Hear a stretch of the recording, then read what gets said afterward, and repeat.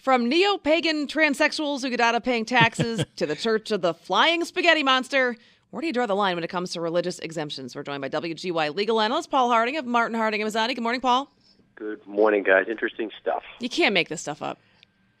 So this case, particularly in Utah, I mean, this woman goes for a DMV photo, has a colander on her head, and the part of this group is, they call themselves the Pastafarians.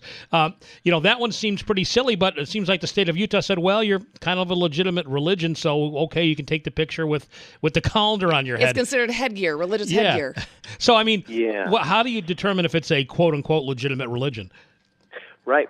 The interpretation of legitimate religion is probably less of a concern in the DMV. I mean, their goal is to make sure that you can be identified when you're pulled over by the police and your face is pretty visible. And I did look at the picture, and you can see exactly who it is, and she does have a spaghetti strainer on her head. I think the state of Utah was very liberal in that interpretation. I don't know that would have worked necessarily showing up here in New York, but the general proposition is that you can, as long as your face is visible. So now, are people going to start showing up with different hats on and maybe different face paintings? And at some point, they're going to say no. But sure, they let it happen. It made the news, and you know that there are other groups around saying, wow, how far can we push this now? Now, in New York State, a big court of appeals ruling about this neo-pagan transsexual group that I guess they live near Hunter Mountain, and I guess they get to keep their tax breaks?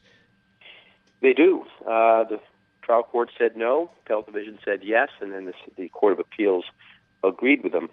The deal there is always this. They don't really look that hard at whether or not the religion is what we'll call traditional or real. I mean, it does have to have certain criteria. What they look at is whether or not the property is used exclusively for charitable or religious purposes.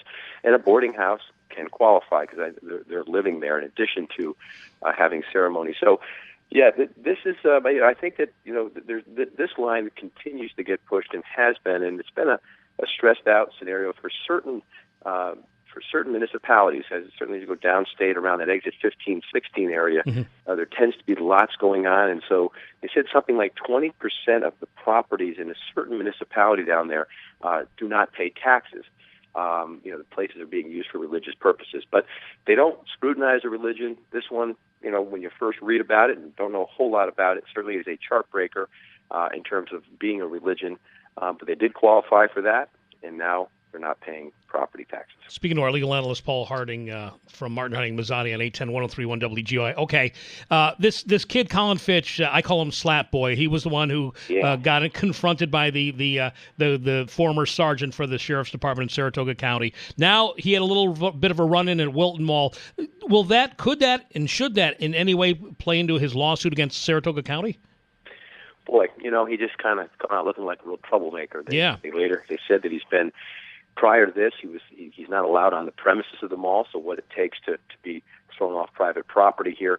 But the short answer is it may not become part of that. So if a civil suit is brought, and we suspect that there will be, and whether or not this arrest would be admissible, historically not. Believe it or not, what tends to be admissible in court would be arrests relative to honesty. For example, if he did steal something, that would be admissible. But this reckless kid stuff, although I think to the general public it points out the fact that he could be a troublemaker, I don't think it's going to be admissible in court, and therefore, unless we've got some real folks on the jury that know about this, and they may try to keep those folks off, he's probably going to not have this affect his civil case. Yeah, to me it doesn't affect whether he was slapped or his car was searched illegally, even if he was a punk or troublemaker, whatever you want to call him. So, super quickly, I know we're out of time. My producer's going to have a fit, but he was banned from the mall apparently. How can I know a mall, I guess, is private property.